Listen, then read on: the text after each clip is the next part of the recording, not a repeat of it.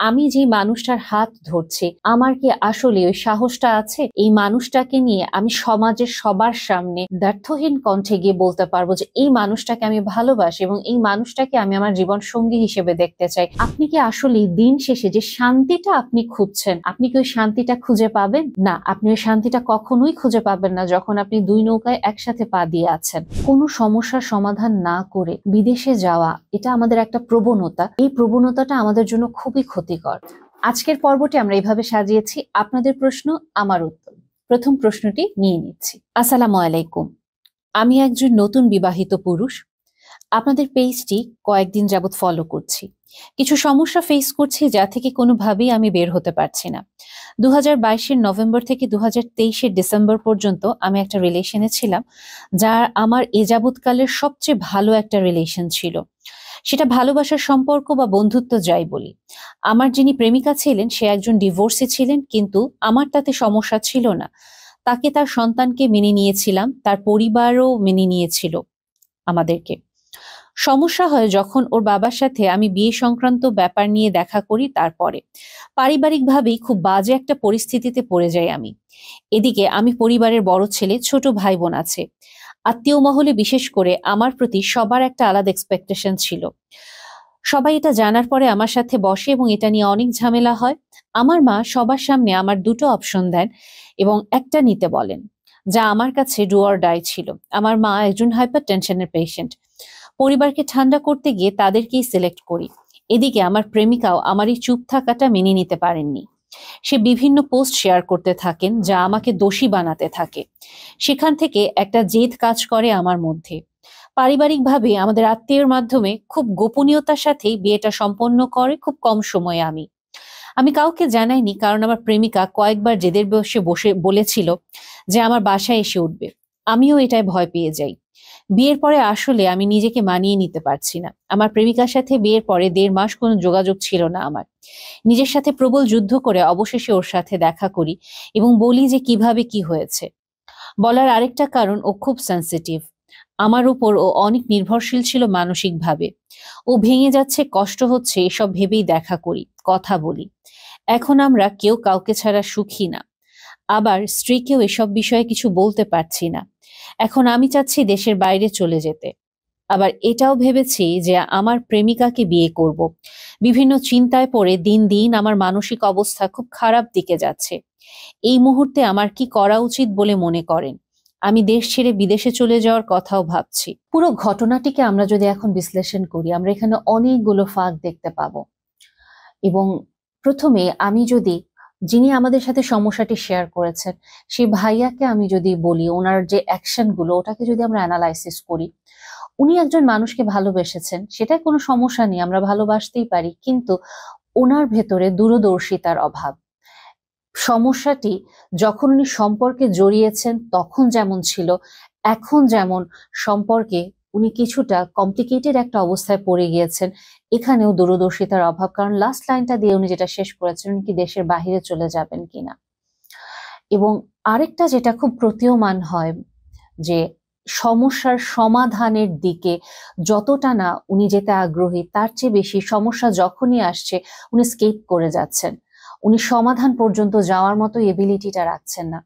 কাজী ভাইয়া, আপনি যখন এটা আমাদের সাথে শেয়ার করছেন, সেই জায়গাটা থেকে আমি বলছি যে আপনি যখন একটা সম্পর্কে জড়িয়েছেন, একজন মানুষ যিনি কিনা ডিভোর্সি, আপনি ওনাকে অ্যাকসেপ্ট করেছেন, ওনার সন্তানকে অ্যাকসেপ্ট করেছেন, কিন্তু স্বাভাবিকভাবে সম্পর্কে জড়ানোর সময় এটা আমাদের সব সময় মাথায় রাখা উচিত, আমি যে মানুষটার হাত ধরছি আমার কি আসলে ওই সাহসটা আছে এই মানুষটাকে নিয়ে আমি সমাজের সবার সামনে বোল্ডলি ব্যর্থহীন কণ্ঠে গিয়ে বলতে পারবো যে এই মানুষটাকে আমি ভালোবাসি এবং এই মানুষটাকে আমি আমার জীবন সঙ্গী হিসেবে দেখতে চাই।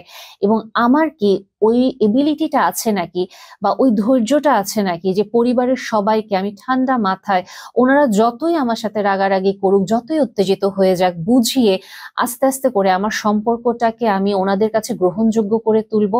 এটা খুব ইম্পর্টেন্ট একটা পয়েন্ট। এবং বেশিরভাগ ক্ষেত্রে যখন সম্পর্কে ব্রেকআপ আসে, একটা কমন এক্সকিউজ আমরা দিই, আমার ফ্যামিলি তো আসলে মেনে নিচ্ছে না।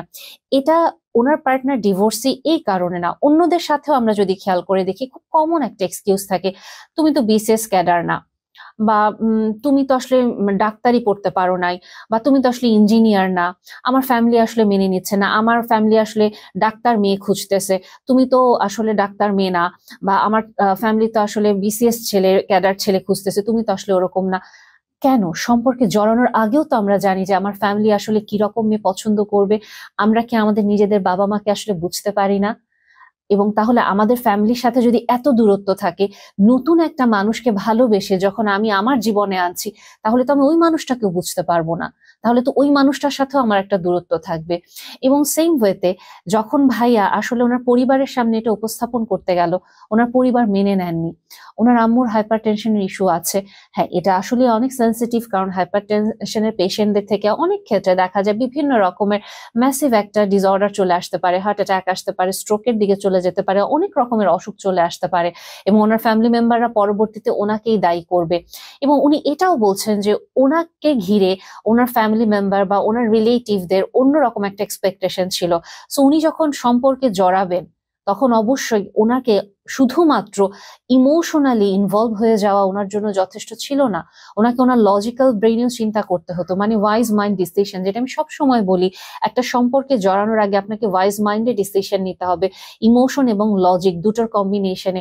কারণ আপনি একটা সম্পর্কে জড়াচ্ছেন, আরেকটা মানুষকে আপনি আপনার জীবনে নিয়ে আসছেন, আপনি ওই মানুষটাকে আপনার জীবনে নিয়ে এসে কষ্ট দিতে পারেন না, অপমানিত করতে পারেন না।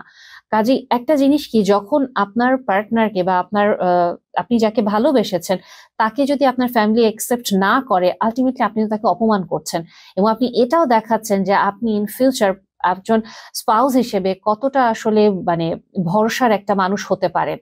কাজে এই জায়গাটাতে কমপ্লিটলি ভাইয়া ফেল করে গিয়েছেন, এবং পরবর্তীতে উনি সমস্যার কোনো সমাধান করেননি। উনি যেটা করেছেন, স্কেপ করেছেন, এবং উনি বিয়ে করেছেন। এবং বিয়ের পরেও ওই মানুষটার সাথে, আমি ঠিক জানি না, উনি এখানে বলেছেন যে উনি হয়তো ওনার বিয়ের পরে ওই মানুষটাকে কিছুই জানাননি, ওনার স্পাউসকে এই সম্পর্কে উনি কিছুই জানেন না যে ওনার লাইফের আগে একজন ছিল কিনা।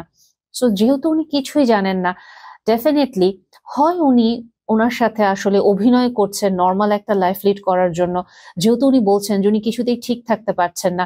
আর যদি উনি আসলে পুরোপুরি রিয়েল ফেসে থাকেন, ডেফিনেটলি ওনার ওয়াইফকে উনি বঞ্চিত করছেন। কারণ অবশ্যই বিয়ের আগে একটা মানুষের তার স্পাউসকে ঘিরে অনেক স্বপ্ন থাকে, অনেক ইমোশনাল অ্যাটাচমেন্ট তৈরি হবে, বা অনেক কিছু থাকে। সো যখন উনি আসলে খুব খাপছাড়া একজন মানুষকে সামনে দেখবেন, উদাসীন, মন খারাপ থাকছে, বা একটুতেই হয়তো খিটখিটে মেজাজ হয়ে যাচ্ছে, তখন তো তার ভিতরে প্রশ্ন জাগবেই। এখন এই যে নতুন একজন মানুষ নতুন ভাবে সিনারিওতে আসলো, এই মানুষটা কি আসলে ডিজার্ভ করে এই আচরণগুলো? কারণ সে তো আসলে জানতো না যে তার লাইফে অন্য কেউ ছিল নাকি, বা তার ফ্যামিলি তাকে এটা মেনে নিবে নাকি। কাজে নতুন একটা মানুষকে যখন আমরা আমাদের লাইফে নিয়ে আসছি, আমাদের অবশ্যই নিজেকে এভাবে প্রস্তুত করা উচিত, আমি কি এই মানুষটার দায়িত্ব নিতে পারবো নাকি? কারণ আগে যাকে ভালোবেসেছি তার দায়িত্ব তো আমি নিতে পারলাম না, তাকে তো আসলে আমার হাতটা ছেড়ে দিয়ে মাঝপথে হুট করে চলে আসতে হলো। নতুন যার দায়িত্ব নিতে যাচ্ছি, আমি যদি তার জন্য প্রস্তুত না থাকি, তাহলে দ্বিতীয় একজন মানুষের কাছে আমি নিজেকে আসলে ব্যর্থ হিসেবে প্রমাণ করছি। এবং আলটিমেটলি আমার ফ্যামিলি মেম্বাররা কেউই আমার সংসারটা করবে না, তারা শুধুমাত্র আমাকে তাদের হয়তো ডিসিশনটা দিচ্ছে। আমি জানি না ওনাদের পারিবারিকভাবে কি বাজে অবস্থা তৈরি হয়েছিল। এবং এই জায়গাটাতেও আসলে আমাদের ফোকাস করা উচিত যে দুই পক্ষেরই যদি সমস্যা হয়, অনেক সময় ফ্যামিলিগতভাবে দেখা যায় ছেলে মেয়ে দুজন ঠিক, কিন্তু ফ্যামিলিতে হঠাৎ করে ভুল বোঝাবুঝি হয়ে যায়। এবং ভুল বোঝাবুঝিটা অনেক সময় বাবা মার ইগোর কারণে হয়, অনেক সময় বাবা মার সমস্যার কারণে না, লতায় পাতায় জড়ানো আত্মীয় স্বজনের দুর্ব্যবহার বা এগ্রেসিভ আচরণের কারণে হয়, বা ইগোর কারণে হয়ে যায়। এরকমও যদি হয়, সেই ক্ষেত্রেও যেটা আসলে আমি সাধারণত সাজেস্ট করি, আপনি একজন মানুষকে কথা দিয়েছেন, আপনি একজন অ্যাডাল্ট মানুষ, সো আপনার কমিটমেন্ট আপনাকে রাখতে হবে। আপনার বাবার যদি ইগোর প্রবলেম হয়, হয়তো আপনার মা আন্ডারস্ট্যান্ডিং হবেন, অথবা আপনার পরিবারে কেউ না কেউ আপনার পয়েন্ট অফ ভিউটা বুঝবে, আপনি তার মাধ্যমে আপনার বাবা মাকে বোঝানোর চেষ্টা করুন, তখন সম্পর্কটায় আগানোর চেষ্টা করুন। সো এটাতেও যখন সম্ভব হলো না, নতুন একজন মানুষকে আপনি নিয়ে এসেছেন, আপনার উচিত ছিল নতুন মানুষটার সাথে আপনার জীবনটাকে আস্তে আস্তে করে সুন্দরভাবে নতুন করে সামনে আগানো। কিন্তু আগে আপনি একটা আনফিনিশড চ্যাপ্টার রেখে এসেছিলেন, যেটাকে আপনি কোনো ক্লোজার দেননি। তার মানে সম্পর্কটাকে কিভাবে শেষ করে আসতে হবে সেটা আপনি করেননি। কাজে আপনি আবার নতুন করে ওই মানুষটার সাথে জড়িয়েছেন। দেখুন, যেহেতু মানুষটার আগে একবার ডিভোর্স হয়েছে, তার মনের ভেতরে অবশ্যই তীব্র কষ্ট বা বিভিন্ন রকমের অনিশ্চয়তা, ইনসিকিউরিটি থাকবেই। আপনার কাছ থেকেও যখন সেরকম একটা আঘাত পেল, তখন তার ভেতরে আরো ইনসিকিউরিটি আসার কথা এবং তার ভেতরে আরো কষ্টের একটা নতুন একটা ধাক্কা খেয়েছে। কষ্ট তো মনের ভিতরে আরো তৈরি হবে। এখন আপনি বলছেন যে আপনি আপনার প্রেমিকাকে ছাড়া কিছুই ভাবতে পারছেন না, কিন্তু আপনার স্ত্রীও হয়তো আপনার মুখের দিকে তাকিয়ে আছে যে এই মানুষটা আমাকে বিয়ে করে ঘরে নিয়ে এসেছে, সে আমার দায়িত্ব নিয়েছে এবং সে আসলে কতটুকু তার দায়িত্ব পালন করছে। কেন আমি আসলে মাঝে মাঝে এই কথাগুলো বলছি, জাস্ট রিয়েলিটি চেক দেওয়ার জন্য আপনাকে, যে আপনি আসলে কতগুলো জায়গায় ভুল করেছেন ভাইয়া। এবং বর্তমানে আপনি ভাবছেন আপনি বিদেশে চলে যাবেন, আপনি মনে শান্তি পাচ্ছেন না। একটা জিনিস কি ভাইয়া, আপনি যে বিদেশে যাবেন, আপনি কি আপনার প্রেমিকার সাথে বিদেশে যাবেন নাকি আপনার স্ত্রীকে নিয়ে বিদেশে যাবেন? এবং আপনি আপনার স্ত্রীকে যদি ডিভোর্স দিয়ে হুট করে আপনি আপনার প্রেমিকাকে নিয়ে চলে গেলেন, এটাও তো আপনার পরিবার আসলে ভালো থাকছে না, আপনার পরিবার কষ্ট পেয়ে যাবে। আবার আপনি যদি এটাও চিন্তা করেন যে না, আমি আমার স্ত্রীর সাথেই যাব, আমার প্রেমিকাকে এখানে রেখে চলে যাব, আজকাল তো হোয়াটসঅ্যাপ, ভাইবার, ইমো, গুগল মিট, জুম সবকিছুই আছে, বা ইনস্ট্যান্ট যে কোনো কিছুর মাধ্যমেই তো আমরা আসলে যোগাযোগ করতে পারি। এইটার কি গ্যারান্টি যে আপনি বিদেশে চলে গেলেন আপনার স্ত্রীকে নিয়ে, বাট আপনি আবার আপনার প্রেমিকার সাথে যোগাযোগ করতে চাইবেন না, আপনি আবার আপনার স্ত্রীকে ঠকিয়ে বসবেন না, নিজের শান্তি নষ্ট করবেন না? কাজেই আপনি এখন যেটা করছেন, আপনি আসলে দুই নৌকাতে পা দিয়ে আছেন। আপনাকে আপনার প্রেমিকার সাথে যে সম্পর্কটা, এটাতে কমপ্লিট একটা ক্লোজার দিতে হবে। আপনাকে এই সম্পর্কটাকে শেষ করতে হবে সুন্দরভাবে। হ্যাঁ, আপনার প্রেমিকা প্রচন্ড কষ্ট পাবে, আপনিও কষ্ট পাবেন, কিন্তু এই কষ্টটা আসলে আপনাদের দুইজনকে পেতেই হবে আপনাদের ভবিষ্যৎটাকে ভালো করার জন্য। কারণ আপনি আপনার স্ত্রীকে হয় ছেড়ে দিবেন, না হলে আপনার প্রেমিকাকে ছেড়ে দিবেন, আপনি দুইজনকে একসাথে নিয়ে থাকতে পারবেন না। এখন আপনি যদি বলেন আপনার প্রেমিকাকে আপনি দ্বিতীয়বারের মতো বিয়ে করবেন, দ্বিতীয় স্ত্রী হিসেবে রাখবেন, প্রথম কথা, আপনার আম্মু তো এখন হাইপার টেনশনের রোগী, এবং আপনি যদি আসলে ওনাকে দ্বিতীয়বার বিয়ে করেন, এখন কি আপনার প্রতি আপনার পরিবারের এক্সপেকটেশন নেই, বা আপনার মা কি আসলে এখন আপনাকে ছেড়ে দিবেন? আপনার প্রতি ওই যে এক্সপেকটেশন ওনার, ওটা কি উনি বাদ দিয়ে দিবেন? বা আপনি ধরেন, যদি আপনি এই যে দ্বিতীয় স্ত্রী হিসেবে আপনার প্রেমিকাকে নিয়ে নেন, যে পয়েন্টটা, আপনার প্রেমিকা কি আসলেই ওই অপমানগুলো সহ্য করতে পারবেন? কারণ আপনার প্রথম স্ত্রী অবশ্যই উনি কষ্ট পাবেন, উনি সামাজিকভাবে হয়তো বিচার বসাতে পারেন, আপনার পরিবারকে উনি ইনভলভ করবেন, ওনার পরিবারকে ইনভলভ করবেন। সামনাসামনি দেখা হলে আপনার প্রেমিকাকে যখন দ্বিতীয় স্ত্রী হিসেবে আপনার পাশে দেখবে, তাকে অপমান করবে। আপনি কি জিনিসটা নিতে পারবেন? আপনার প্রেমিকা কি এই অপমানের জন্য প্রস্তুত কিনা? এবং আরেকটি কথা, আপনি কি আসলেই দুই স্ত্রীকে সমানভাবে দায়িত্ব পালন করে রাখতে পারবেন? অনেকেই বলে যে হ্যাঁ, আমাদের ধর্মে তো আসলে দুইটা বিয়ে বা অনেক বিয়ে এটা তো জায়েজ, কিন্তু আসলে আমাদের ধর্মে এটা কিভাবে জায়েজ? এবং কোরআন শরীফে খুব স্পষ্ট ভাবে দুইটা স্ত্রী রাখার ক্ষেত্রে বা অধিক স্ত্রী রাখার ক্ষেত্রে যে নির্দেশনা দেওয়া আছে, আমরা পুরুষরা আসলে এটা কতটুকু ফলো করি বা কতটুকু জানি, এই জিনিসগুলো খুবই কোয়েশ্চেনেবল। সো এই জায়গাগুলো আসলে আপনি কতটুকু বিবেচনা করছেন? এবং আমি যেটা বললাম, আপনি কি আসলে দিন শেষে যে শান্তিটা আপনি খুঁজছেন, আপনি কি ওই শান্তিটা খুঁজে পাবেন?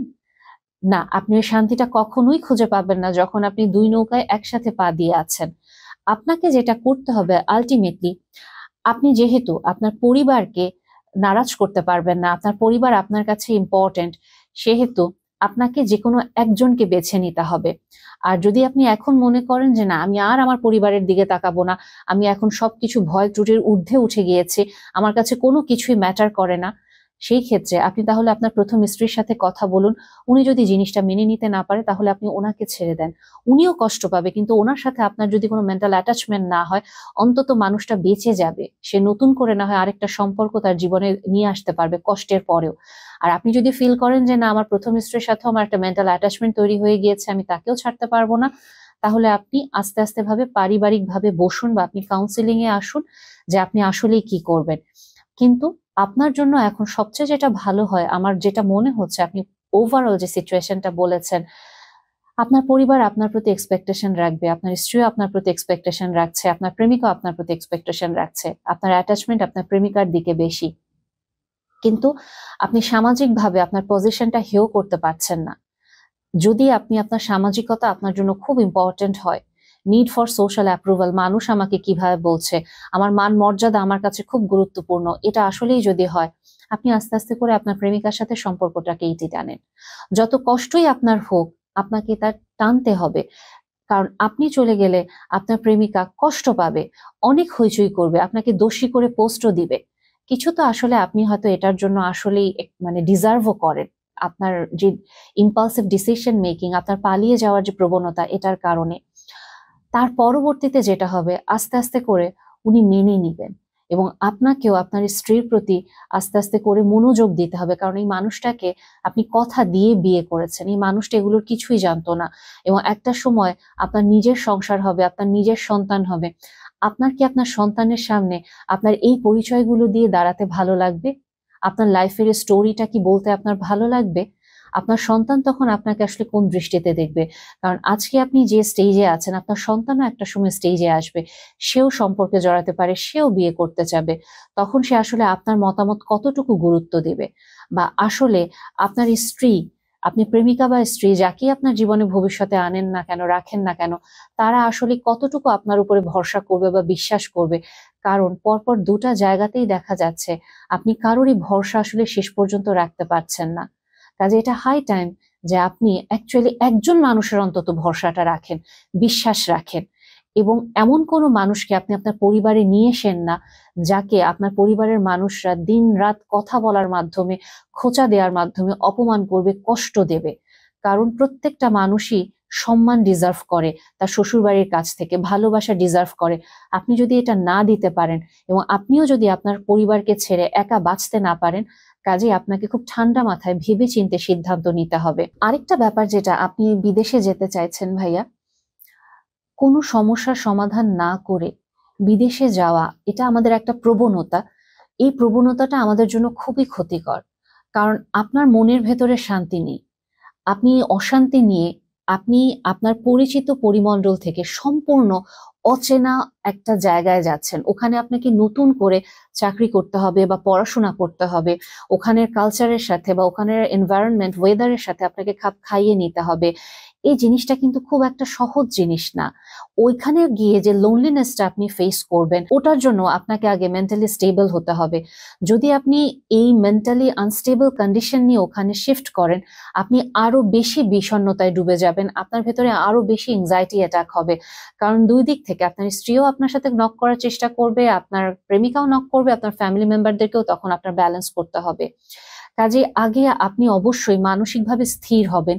এরপরে আপনি যদি বিদেশে যেতে চান, দেন আপনি বিদেশে যাবেন। অবশ্যই হুট করে এই সিদ্ধান্ত আপনি নেবেন না। এবং আপনি আরেকটা যেটা শেয়ার করেছেন, আপনার স্ত্রী কিছু জানে না। আপনি একান্তই যদি আপনার প্রেমিকাকে ছেড়ে চলে আসতে পারেন, আপনি ওনার সাথে আর কোনো যোগাযোগ রাখবেন না, একেবারে কমপ্লিট এন্ডিং আপনি করে দিয়ে আসবেন, তাহলে হয়তো আপনি আপনার স্ত্রীকে জাস্ট বলতে পারেন যে আমার এরকম একটা সম্পর্ক ছিল, আমি ওখান থেকে চলে এসেছি, এখন আমি ওখানে আর কোনো যোগাযোগ করব না, নতুন ভাবে জীবনটাকে সাজাবো। That's it. কতটা গভীরে ছিল, একেবারে কতটা বেশি আপনি ওনাকে ফিল করেন, এই কাজটা করবেন না। এবং আরেকটা জিনিস খুব ইম্পর্টেন্ট, আপনার প্রেমিকার কাছ থেকে যদি আপনি চলেও আসেন, আপনার প্রেমিকার ছায়া আপনার স্ত্রীর ভেতরে খুঁজবেন না। আমরা সবচেয়ে যে বাজে কাজটা করি, আমরা অলওয়েজ আমাদের ওই যে প্রেমিকার সাথে যে সম্পর্কটা থাকে, প্রেমিকের সাথে যে সম্পর্কটা থাকে, তার সাথে আমরা আমাদের স্পাউসকে কম্পেয়ার করতে থাকি যে ও তো আমাকে অনেক ভালো বুঝতো, এ তো আমাকে বোঝে না, ও তো এটা করতো, এ তো এটা করে না। আমরা এটা ভুলে যাই, আমাদের প্রেমিক বা প্রেমিকা যেই থাকেন না কেন, সে আমাদের সাথে 24/7 কখনোই ছিল না। আমার রাগ হলে আমি ফোনের লাইনটা কেটে দিতাম, আমি রেস্টুরেন্ট থেকে বের হয়ে আসতাম। কিন্তু আমার স্পাউস 24/7 আমার চোখের সামনে থাকে, আমি হাইজিন মেনটেন করি কিনা, বা আমার রাগ হয়ে গেলে আমি কতটা বিধ্বংসী বা বাজেভাবে কথা বলি, ওটা শুনেও সে আমার চোখের সামনেই বসে থাকে। কাজে তার জন্য কিন্তু সিচুয়েশনটা কমপ্লিটলি আলাদা, আমাদেরকে এটাও মাথায় রাখতে হবে। এবং আরো যেটা ইম্পর্টেন্ট একটা ব্যাপার, যে আমরা যখন কম্পেয়ার করছি, আমার স্পাউস কিন্তু এটা ফিল করতে পারে যে আমি অদৃশ্য কারোর সাথে আসলে কম্পিটিশনে আছি, কার সাথে আছে আমি জানি না, এবং এটা তার ভিতরে ইনসিকিউরিটি তৈরি করে। আস্তে আস্তে করে আপনার দাম্পত্য জীবনে তখন সমস্যার তৈরি হবে। কাজে আপনি আপনার স্ত্রীকে এটা বলতে পারেন, কিন্তু আপনাকে খুব সচেতন থাকতে হবে, আপনি যেন কোনোভাবে আপনার স্ত্রীর সাথে আপনার প্রেমিকাকে কম্পেয়ার না করেন। আর যদি আপনি এটাই দেখেন যে না, আপনি আপনার প্রেমিকাকে ছেড়ে থাকতেই পারবেন না, আপনার স্ত্রীকেই বরং আপনি ছেড়ে দিবেন, পরিবারকেও ছেড়ে দিবেন, সেক্ষেত্রে আপনি স্ত্রীর সাথে খোলামেলা সবকিছু বলে মানুষটাকে তার জীবনে সুস্থ সুন্দরভাবে বেঁচে থাকার একটা অধিকার আছে ওটা মাথায় রেখে ছেড়ে দিন। অন্তত কষ্ট পেলেও সে সুন্দরভাবে কষ্টটা সামলে নিয়ে হয়তো বেঁচে থাকতে পারবে, জীবনে আবার সামনে আগাতে পারবে। আমার ডিসিশন এটার দিকেই যাবে যে ভাই আপনি আপনার প্রেমিকাকে ক্লোজারটা দেন, প্রপার ক্লোজারটা দেন এবং আপনি ওনার কাছ থেকে সরে এসে আপনার স্ত্রীর সাথে আপনার জীবনটা গুছান।